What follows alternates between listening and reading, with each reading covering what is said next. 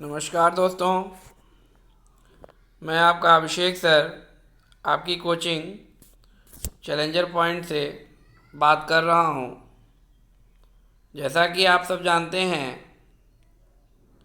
आपकी online class continue आपको मिल रही है जो है, ठीक है। तो आपके यूट्यूब चैनल द चैलेंजर गुरु से आप सबका मैं तहे दिल से स्वागत करता हूँ। और हम लोगों की लेखपाल की बड़ी अच्छी तैयारी चल रही है। कंटिन्यू आपको वीडियोस मिल रहे हैं जो है, जिसके तहत जो है आप की तैयारी लगातार हो रही है। ठीक है प्यारे बच्चों, तो इस कड़ी में आइए आज हम जीके जीएस के पार्ट को लेके आए हैं जो है। और जीके जीएस के प्रीवियस वीडियो में हम लोग वैष्णव धर्म, शैव धर्म, गौतम बुद्ध के बारे में, इन सब चीज़ों के बारे में हम लोगों ने पढ़ा था। ठीक है, तो आज आगे बढ़ते हैं। हम लोग इस्लाम धर्म के बारे में पढ़ते हैं।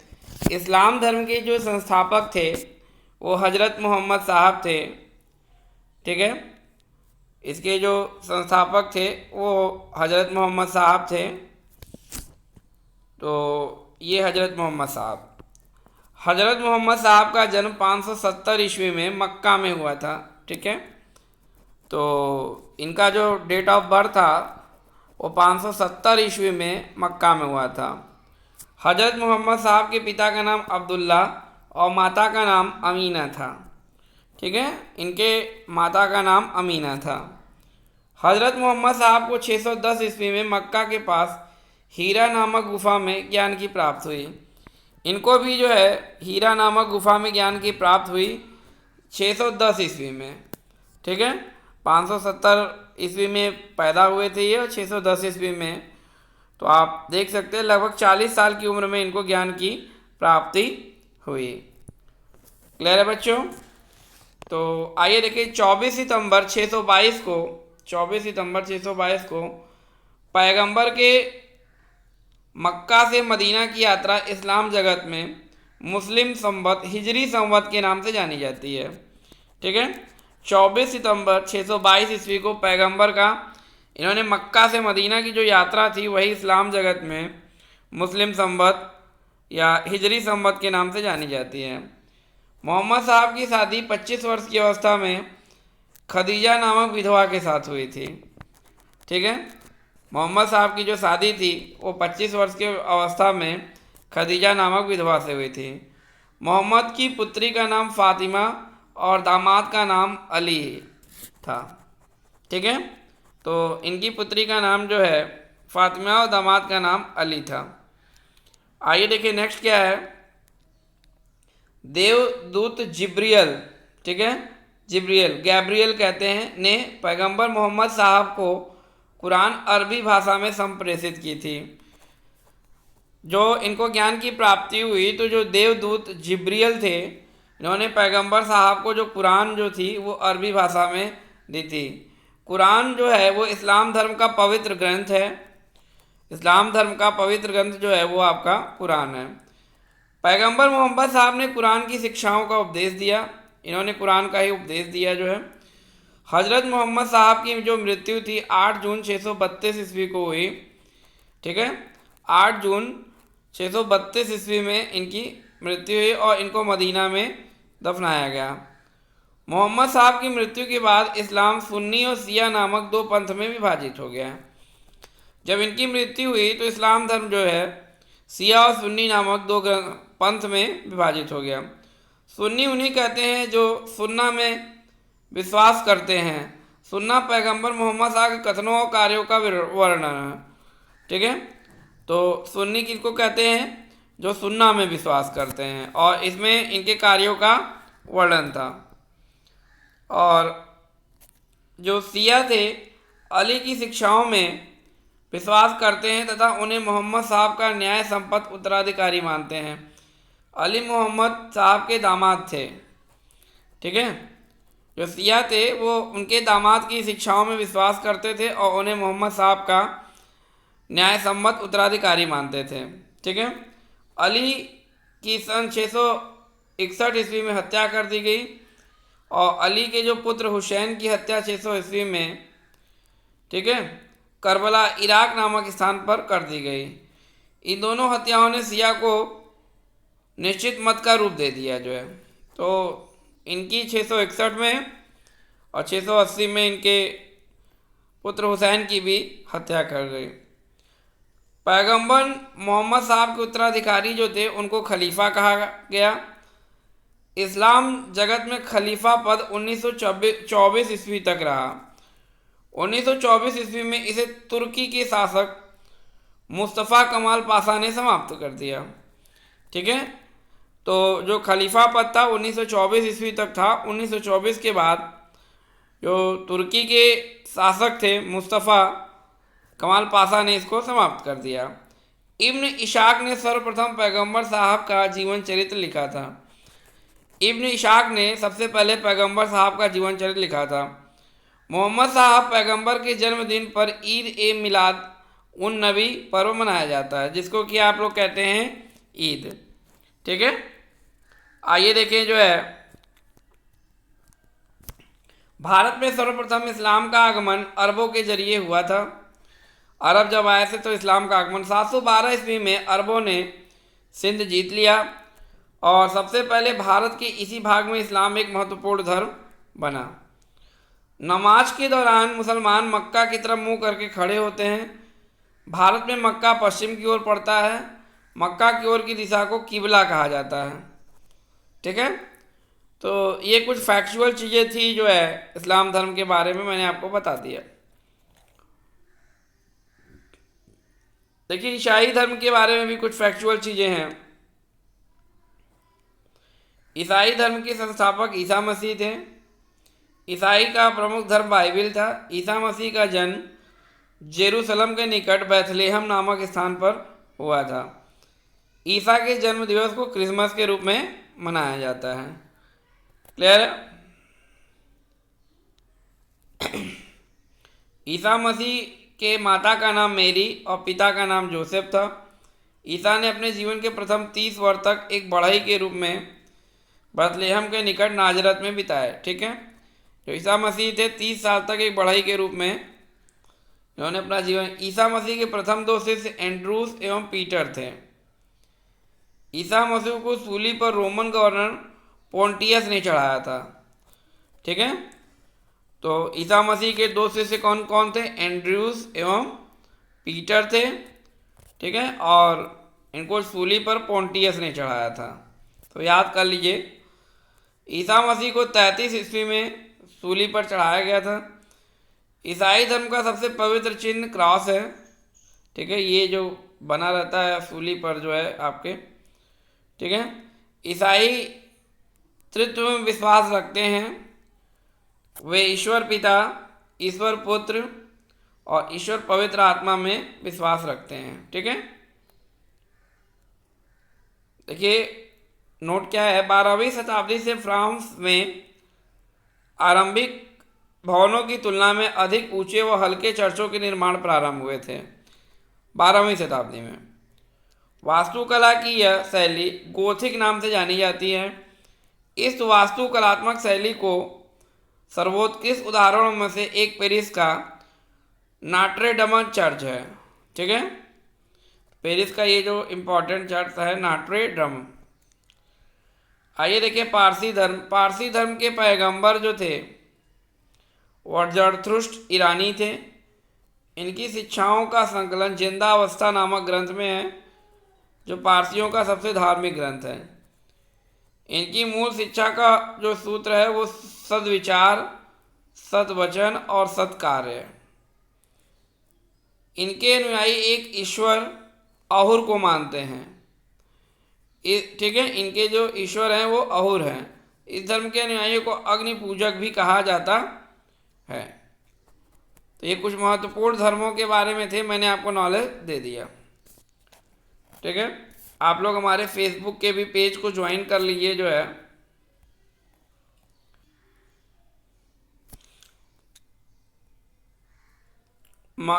आइए देखते हैं नेक्स्ट क्या है। मगध राज्य का उत्कर्ष। मगध राज्य का जो है उत्कर्ष कैसे हुआ, जो है कैसे इसकी स्थापना हुई, इन सब चीज़ों के बारे में आइए थोड़ा सा जान लेते हैं। कुछ फैक्चुअल चीज़ें बहुत डिटेल में पढ़ना है तो इसके लिए मैं एक अलग से वीडियो बनाऊंगा, जो है हिस्ट्री का भी ज्योग्राफी का भी, लेकिन थोड़ा सा समय है अगर आपको डिटेल में पढ़ना। मगर हम लोग अभी लेखपाल की तैयारी कर रहे हैं तो इसके लिए ये आपका सफिशिएंट है। मगध के सबसे प्राचीन वंश के संस्थापक बृहद्रथ थे, ठीक है। इसकी राजधानी गिरिब्रज राजगृह थी। जरासंध जो था वो बृहद्रथ का पुत्र था, ठीक है। मगध के सबसे प्राचीन वंश के संस्थापक बृहद्रथ थे और इनकी राजधानी गिरिब्रज राजगृह थी और जरासंध बृहद्रथ का पुत्र था। हर्यक वंश के संस्थापक बिंबिसार मगध की गद्दी पर 544 ईसा पूर्व में बौद्ध ग्रंथों के अनुसार में बैठा था, ठीक है। हर्यक वंश का जो संस्थापक बिंबिसार थे वो मगध की गद्दी पर 544 ईसा पूर्व में ये बैठे थे, जो है वह बौद्ध धर्म का अनुयायी था। यह प्रथम भारतीय राजा था जिसने प्रशासनिक व्यवस्था पर बल दिया, जो है, ठीक है। तो ये पहले ऐसे भारतीय राजा थे जिन्होंने एडमिनिस्ट्रेटिव जो व्यवस्था थी उस पर इन्होंने बल दिया। बिंबिसार ने ब्रह्मदत्त को हराकर अंग राज्य को मगध में मिला लिया। बिंबिसार जो थे इन्होंने ब्रह्मदत्त को हराया और अंग राज्य को मगध में मिला लिया। बिंबिसार ने राजगृह का निर्माण कर उसे अपनी राजधानी में बनाया, ठीक है। आगे देखिए, बिंबिसार ने मगध पर करीब 52 वर्ष तक राज्य किया। बिंबिसार ने कितने वर्ष तक राज्य किया? 52 वर्ष तक।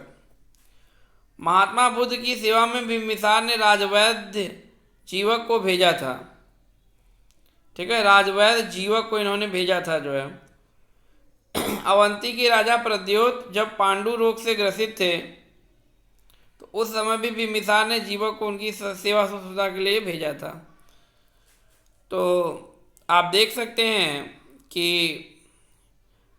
इधर बिंबिसार ने राजवैद्य जीवक को महात्मा बुद्ध की सेवा में भेजा और अवंती के राजा प्रद्योत जब पांडु रोग से ग्रसित थे उस समय भी बिंबिसार ने जीवक को उनकी सेवा के लिए भेजा था। बिंबिसार ने वैवाहिक संबंध स्थापित कर अपने साम्राज्य का विस्तार किया।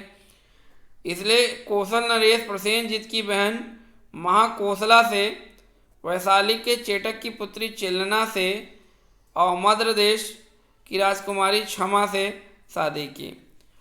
तो देख रहे हैं बिंबिसार ने जो है 3 शादियां की, जो है इसने कौशल नरेश प्रसेनजीत की पुत्री थी, जो है उनकी बहन थी महाकोसला से, और वैशाली के चेटक की पुत्री चिलना से और मद्र देश की राजकुमारी क्षमा से शादी की, ठीक है।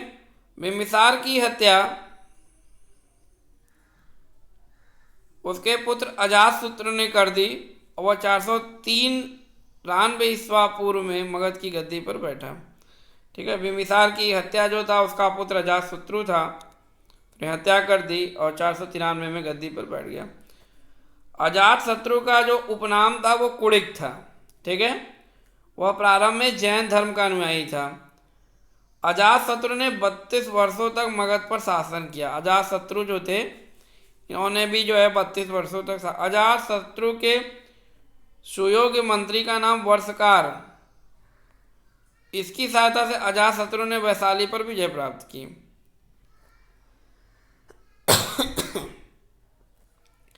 461 ईस्वी पूर्व में अपने पिता की हत्या कर उदायीन मगध की गद्दी पर बैठा, ठीक है। तो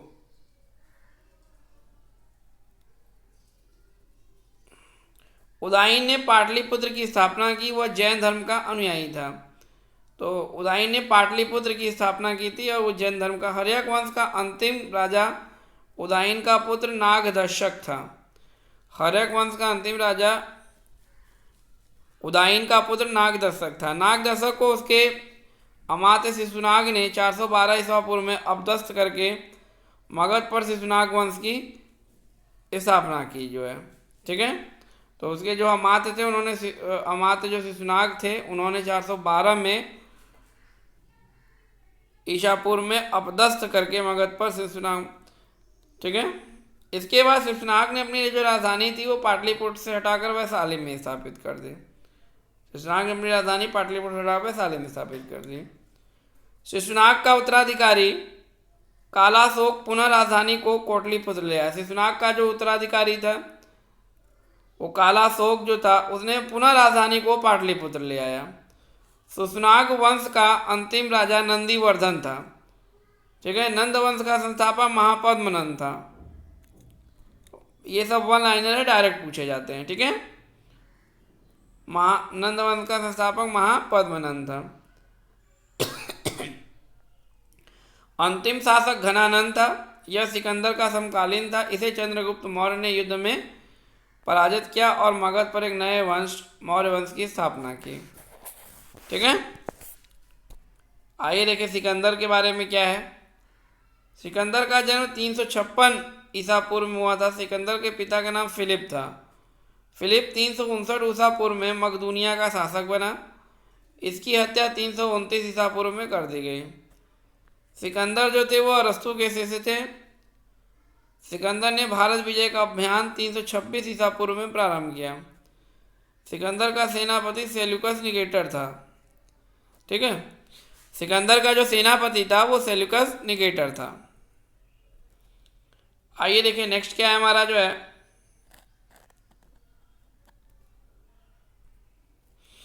सिकंदर को पंजाब के शासक पोरक के साथ युद्ध करना पड़ा, जिसे हाइडेस्पीच का युद्ध या झेलम वितस्तता के युद्ध से नामा जाता है। हाइडेस्पीच का युद्ध कभी कभी पूछा जाता है कि किसके किसके बीच में लड़ा गया था।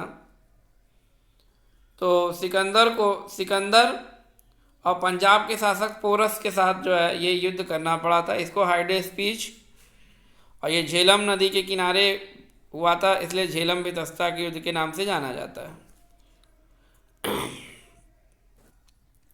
सिकंदर की सेना ने ब्यास नदी के पश्चिमी तट पर पहुंचकर उसे पार करने से इनकार कर दिया था। सिकंदर स्थल मार्ग द्वारा 325 ईसा पूर्व में भारत से लौटा। ठीक है, सिकंदर की मृत्यु 323 ईसा पूर्व बेबीलोन में 33 वर्ष की अवस्था में हो गई थी। काफ़ी जल्दी ये मर गए थे जो है। ठीक है, सिकंदर का जल सेनापति निर्याकस था। सिकंदर का प्रिय घोड़ा बहुकेफला था। इसी के नाम पर इस झेलम नदी के तट पर बहुकेफला नामक नगर बसाया गया। ठीक है, तो अगर पूछ लिया जाए कि बहुकेफला क्या था, तो बहुकेफला जो है वो सिकंदर का प्रिय घोड़ा था।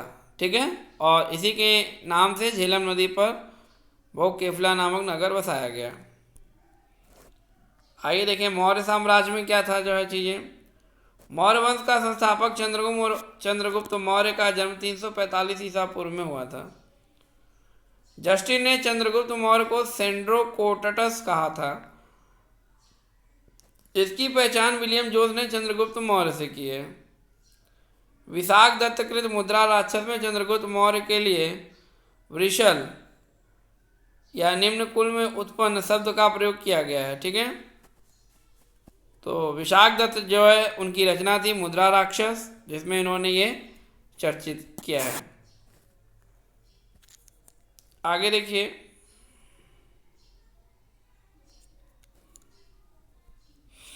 घनानंद को हराने में चाणक्य, कौटिल्य या विष्णुगुप्त ने चंद्रगुप्त की मदद मांगी, जो बाद में चंद्रगुप्त का प्रधानमंत्री बना। इसके द्वारा लिखित पुस्तक अर्थशास्त्र है, जिसका संबंध राजनीति से है। ठीक है, इसने चंद्रगुप्त मौर्य से मदद मांगी थी जो है घनानंद को हराने के लिए चाणक्य ने। ठीक है, इसको कौटिल्य या विष्णुगुप्त भी कहते हैं। ठीक है, चंद्रगुप्त मगध की राजगद्दी पर 322 ईसा पूर्व में बैठा। चंद्रगुप्त जैन धर्म का अनुयायी था। ये चंद्रगुप्त जो था जैन धर्म का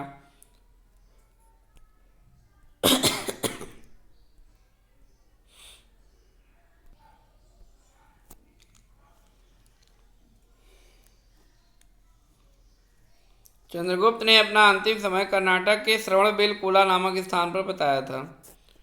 ये भी पूछा गया क्वेश्चन है कई बार पेपर में कि चंद्रगुप्त ने अपना अंतिम समय कहाँ पे बिताया था, तो श्रवणबेलगोला में और किस जगह, कर्नाटक में। ठीक है, चंद्रगुप्त ने 305 ईसा पूर्व में सेल्यूकस निकेटर को हराया था। चंद्रगुप्त ने 305 ईसा पूर्व में सेल्यूकस निकेटर को हराया था। सेल्यूकस निकेटर ने अपनी पुत्री कार्नेलिया की शादी चंद्रगुप्त मौर्य के साथ कर दी और युद्ध की संधि शर्तों के अनुसार 4 प्रांत काबुल, कंधार, हेरात और मकरान चंद्रगुप्त को दे दिए।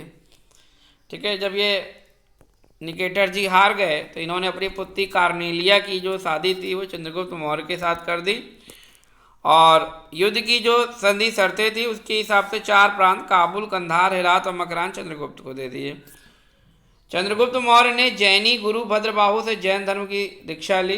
गुरु भद्रबाहु से मेगस्थनीज सेल्यूकस निकेटर का राजदूत था जो चंद्रगुप्त के दरबार में रहता था। ठीक है, मेगस्थनीज जो थे वो सेल्यूकस निकेटर का राजदूत था, फिर बाद में जो ये चंद्रगुप्त के दरबार में रहने लगे। ठीक है, मेगस्थनीज द्वारा लिखी गई पुस्तक इंडिका है। मेगस्थनीज के अनुसार सम्राट का जनता के सामने आने के अवसरों पर शोभा यात्रा के रूप में जश्न मनाया जाता है। उन्हें एक सोने की पालकी में ले जाया जाता है। उसके अंगरक्षक सोने और चांदी से अलंकृत हाथियों पर सवार रहते हैं। कुछ अंगरक्षक पेड़ों को लेकर चलते हैं। इन पेड़ों पर प्रशिक्षित तोतों का झुंड रहता है जो सम्राट के सिर के चारों तरफ चक्कर लगाया रहता है। राजा सामान्यतः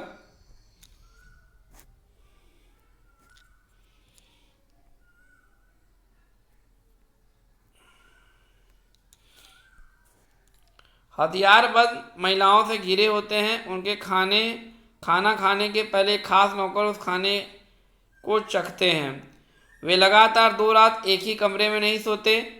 पाटलिपुत्र के बारे में, पाटलिपुत्र एक विशाल प्राचीर से घिरा है जिसमें 570 बुर्ज और 64 द्वार है। 2 और 3 मंजिला वाले घर लकड़ी और कच्ची ईंटों से बने हैं। राजा का महल भी काठ का बना है जिसे पत्थर की नक्काशी से अलंकृत किया गया है। यह चारों तरफ से उद्यान और चिड़ियों के लिए घने बने बसेरों से घिरा हुआ है। ठीक है, तो ये सब चीज़ें उसमें लिखी थी। चंद्रगुप्त मौर्य और सेल्यूकस के बीच हुए युद्ध का वर्णन एपियानस ने किया है। तो सेल्यूकस और चंद्रगुप्त मौर्य के बीच में जो युद्ध हुआ था वो एपियानस ने किया था इसका वर्णन। ठीक है, आगे देखिए नेक्स्ट क्या है। प्लूटार्क के अनुसार चंद्रगुप्त ने सेल्यूकस को 500 हाथी उपहार में दिए थे। चंद्रगुप्त मौर्य की मृत्यु 298 ईसा पूर्व में श्रवणबेल कोलाम में उपवास द्वारा हुई थी। ठीक है, तो श्रवणबेल कोला में ही जो है चंद्रगुप्त मौर्य की मृत्यु भी हुई थी। बिंबिसार के बारे में ये जान लें। चंद्रगुप्त मौर्य का उत्तराधिकारी बिंदुसार हुआ जो 298 ईसा पूर्व में मगध की राजगद्दी पर बैठा। ठीक, अमित्र घात के नाम से बिंदुसार जाना जाता है। अमित्र घात का अर्थ है शत्रु विनाशक। बिंदुसार को जो है अमित्र घात भी कहा जाता था। बिंदुसार जो है वो आजीवक संप्रदाय का अनुयायी था। ठीक है, वायु पुराण में बिंदुसार को भद्रसार या वारिसार कहा गया है। स्ट्रैबो के अनुसार सीरियन नरेश एंटुकोटस ने बिंदुसार के दरबार में डायमेकस नामक राजदूत भेजा। इसे ही मेगस्थनीज का उत्तराधिकारी माना गया। जैन ग्रंथों में बिंदुसार को सिंहसेन कहा गया है। बिंदुसार के शासनकाल में तक्षशिला, सिंधु एवं झेलम नदी के बीच में हुए 2 विद्रोहों का वर्णन है। इस विद्रोह को दबाने के लिए बिंदुसार ने पहले सुसीम को और बाद में अशोक को भेजा। एथीनियस के अनुसार बिंदुसार ने सीरिया के शासक एंटियोकस फर्स्ट और बुद्ध विद्वान तारानाथ ने बिंदुसार को 16 राज्यों का विजेता बना दिया। ठीक है, 16 राज्यों का विजेता बना दिया। तो बिंदुसार ने पहले सुसीम और बाद में अशोक को भेजा था जो है। ठीक है, तो इन दोनों विद्रोहों में तो ये सब चीज़ें थी जो है। तो आज के वीडियो में हम लोगों ने जो है मौर्य साम्राज्य, सिकंदर, ठीक है, इन सब के बारे में हम लोगों ने जाना। बिंदुसार के बारे में जाना जो है। ये सब कहीं न कहीं आपके प्रतियोगी परीक्षाओं में पूछे गए हैं, इसलिए मैं आपको ये पढ़ा रहा हूँ। ठीक है, तो आप लोग हमारे जो है फेसबुक के पेज को ज्वाइन कर लीजिए, द चैलेंजर गुरु के नाम से है जो है, और इस पे आपको सारी वीडियोस और पीडीएफ प्रोवाइड हो जाएंगी। तो अगर आपको हमारा ये वीडियो पसंद आता है तो आप इसे ज़्यादा से ज़्यादा शेयर कीजिए, लाइक कीजिए, और हमारे चैनल को अगर अभी तक सब्सक्राइब नहीं किए तो सब्सक्राइब कर लीजिए। और जो बच्चे कर चुके हैं उनका बहुत बहुत धन्यवाद, ठीक है। और जो नए बच्चे हमसे जुड़ना चाहते हैं तो वो हमारे चैनल को सब्सक्राइब कर लें, ठीक है। तो आज के लिए इतना काफ़ी है, मिलते हैं फिर नेक्स्ट वीडियो में। जय हिंद, जय भारत।